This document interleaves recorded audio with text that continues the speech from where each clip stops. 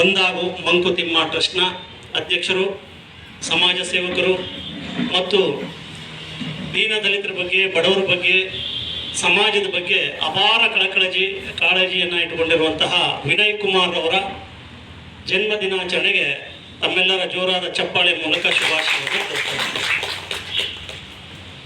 ಅದೇ ರೀತಿ ವೇದಿಕೆಯ ಮೇಲಿರುವ ಎಲ್ಲ ಗಣ್ಯರಿಗೂ ಕೂಡ ಸ್ವಾಗತವನ್ನು ಕೋರ್ತಾ, ಇವತ್ತು ಜನ್ಮದಿನಾಚರಣೆಗಳು ಅಂತಂದರೆ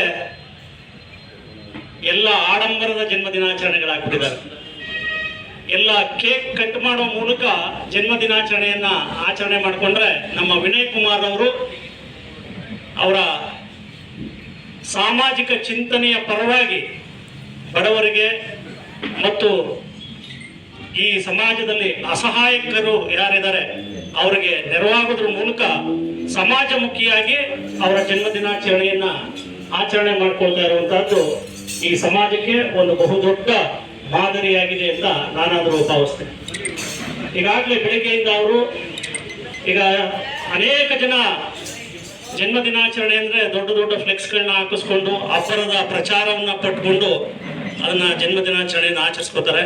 ಆದರೆ ಅವರು ಈ ಕಿವುಡ್ರು ಮೂಗುರು ಜೊತೆ ಜನ್ಮದಿನಾಚರಣೆಯನ್ನು ಆಚರಿಸ್ಕೊಂಡಿದ್ದಾರೆ ಮತ್ತು HIV ಪೀಡಿತ ಜನರು ಮತ್ತು ಅವರ ಮಕ್ಕಳು ಅವ್ರ ಜೊತೆ ಜನ್ಮದಿನಾಚರಣೆಯನ್ನು ಆಚರಿಸ್ಕೊಂಡಿದ್ದಾರೆ. ಇದೀಗ ಸಂಜೆ ವಚನ ಗಾಯನ ಮಾಡೋದ್ರ ಮೂಲಕ ನಮ್ಮ ಖ್ಯಾತ ತತ್ವ ಪದ ಗಾಯಕರಾದಂತಹ ಗೊರವಾಲೆ ರುದ್ರಪ್ಪನವರು ಅವರ ಶುಶ್ರಾವ್ಯ ಕಂಠದಿಂದ ನಾವು ಇದುವರೆಗೂ ಗಾಯನವನ್ನು ಕೇಳ್ತಾ ಇದ್ವಿ.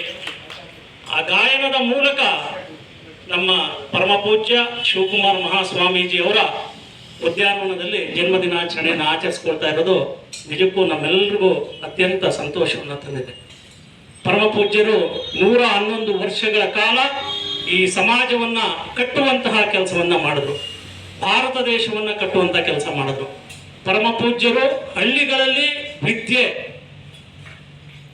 ಬಹಳ ಕಷ್ಟಕರವಾದಂತಹ ಸಂದರ್ಭದಲ್ಲಿ, ಅಂದರೆ 1947ಗಿಂತ ಹಿಂಚೆ ನಮಗೆ ಸ್ವಾತಂತ್ರ್ಯ ಬರೋದಕ್ಕಿಂತ ಮೊದಲು ಶಿಕ್ಷಣವನ್ನು ಸಿದ್ಧಗಂಗಾ ಮಠದಲ್ಲಿ ಯಾವುದೇ ಜಾತಿ ಧರ್ಮ ಅವುಗಳನ್ನ ನೋಡ್ದೇನೆ ಎಲ್ಲರಿಗೂ ಕೂಡ ಆಸರೆಯನ್ನು ಕೊಟ್ಟರು, ಶಿಕ್ಷಣವನ್ನು ಕೊಟ್ಟರು, ಅನ್ನವನ್ನು ಕೊಟ್ಟರು.